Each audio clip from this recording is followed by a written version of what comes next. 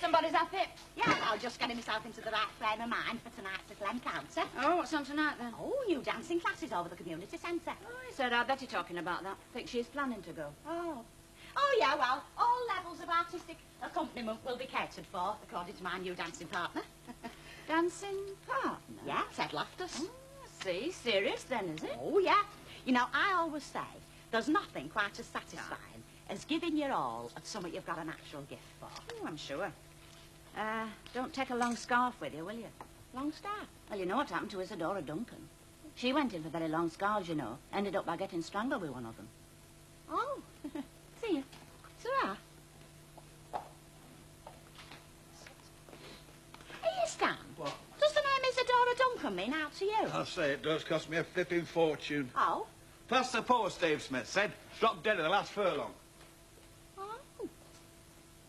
You have had experience of working in the shop before, then? Yes, my mother and father kept a shop for years. Oh, what sort of shop was that, Lou? Wines and spirits. My mum always used to drop a key down my back when that happened to me. Yes, that's right. Perhaps if you try holding your breath for a minute. It might be an idea. Can I help you? I just came in for my magazine, actually. Oh, yes. Which magazine's that, Lou? It's a regular monthly order I have. Yeah. The Pig Producers Monthly. Oh, yeah. Do you know, I'm not sure if I haven't sold them. I'll just have a look, Lou.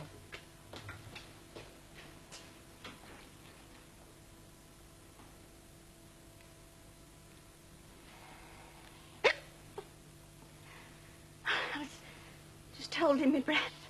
Pardon? To get rid of it, my hiccups. Oh, I see.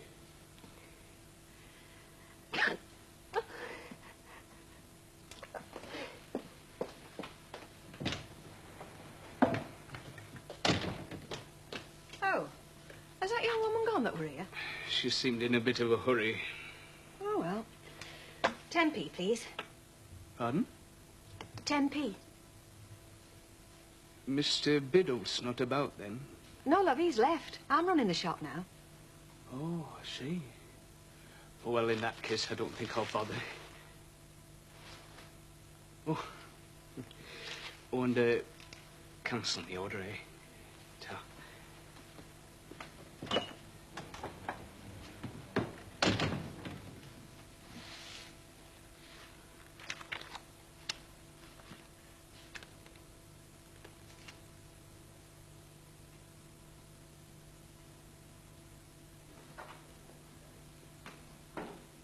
Oh, Albert, has a Miss Chaplin turned up yet? New dancing mistress?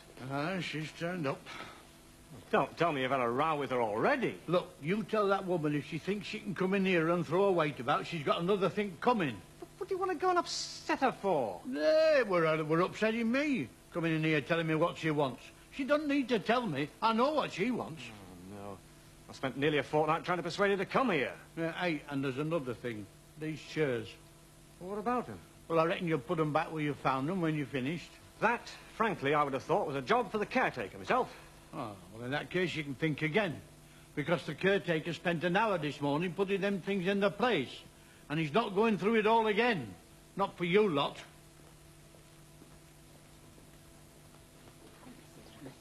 Oh, here, who do you think you're shoving? Not very much, I reckon. Oh, nasty old beggar.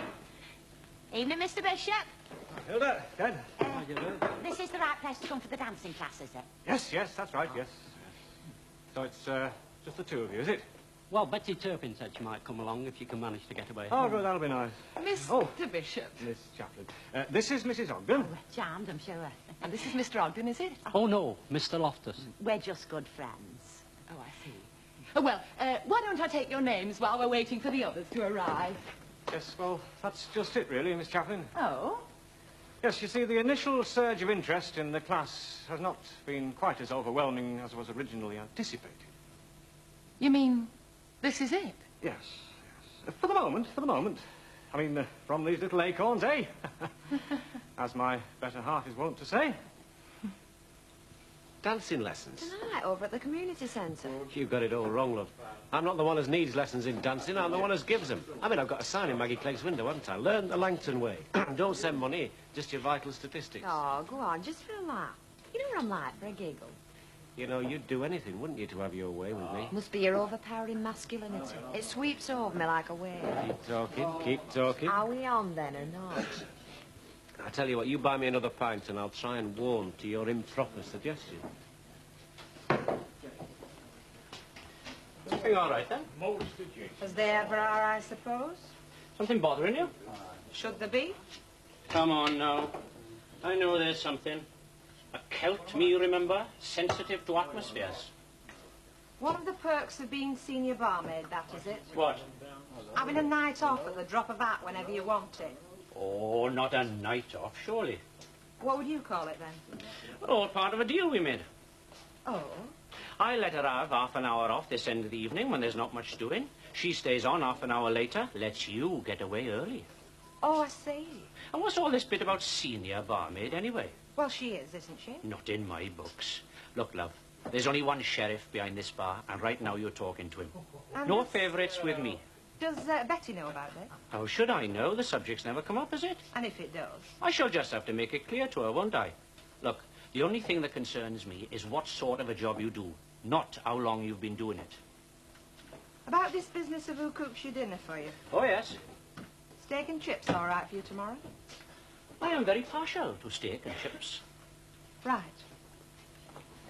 Are you sure you know what you're doing, Stanley? What do you mean?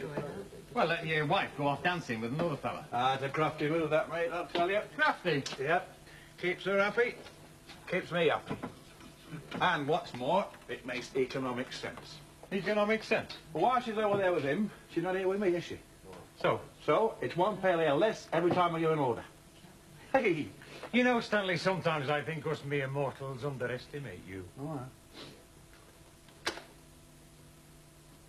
Ready for lift-off then, Mr. Bishop? Whenever you like, Miss Chaplin. Just a few general points before we begin. First, the way we hold our partners. Gently but firmly. These are the words we must imprint upon our minds. Gently but firmly at all times. Always a good rule of thumb, I always say. Think of it as holding a bird in your hands. If you hold it too tightly, you'll kill it. If you hold it too gently, the bird will fly away.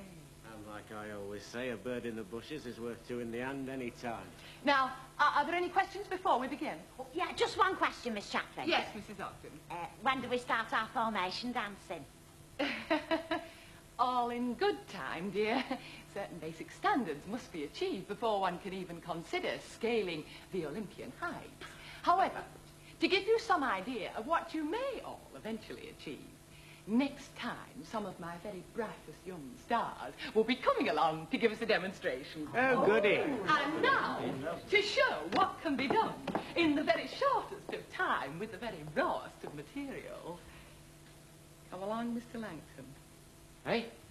I can see you're the sort that likes to hide his light under a bushel, but we'll have no wallflowers here. Come along. Well, I was just leaving, actually, you see. Come along.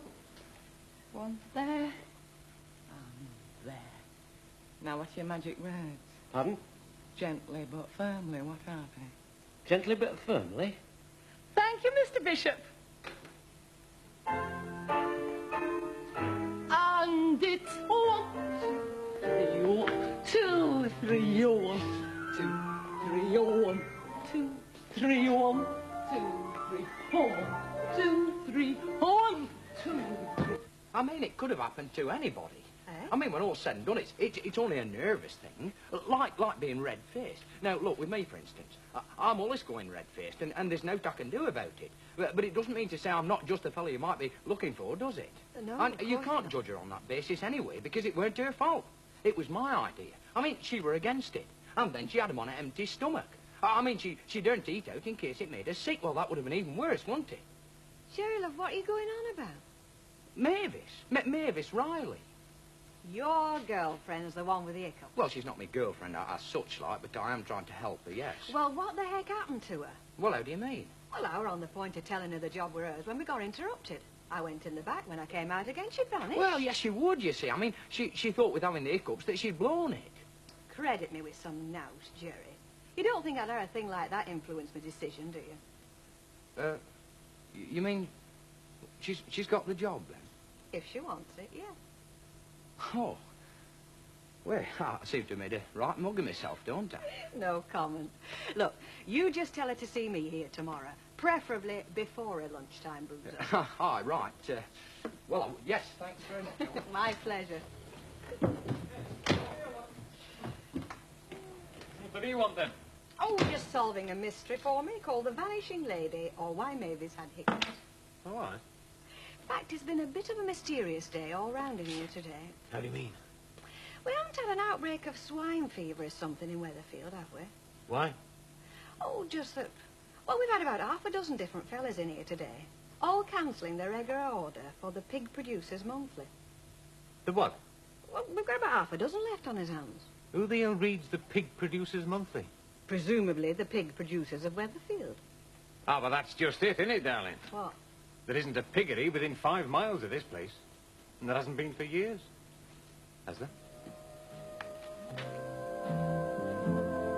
Curiouser and curiouser. Well, now Mavis has made her debut in Coronation Street. It's Curly Watt's turn to turn up next. That's in a couple of minutes here on Granada Plus.